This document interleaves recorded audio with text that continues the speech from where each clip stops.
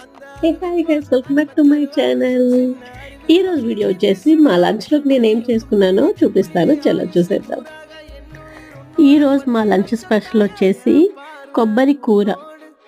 అదేంటి కొబ్బరితో కూడా కూర చేస్తారా అనుకుంటున్నారా? చేస్తారు. టేస్ట్ అయితే చాలా బాగుంటుంది. రెసిపీ కావాలంటే కామెంట్ చేయండి. అండ్ వేడి వేడి అన్నంలో ఈ కొబ్బరి కూర తింటుంటే సూపర్ టేస్టీగా ఉంటుంది. కూరగాయలు ఏం లేనప్పుడు కూడా మంచిగా మనం ఈ కొబ్బరితో కర్రీ అనేది చేసేసుకోవచ్చు.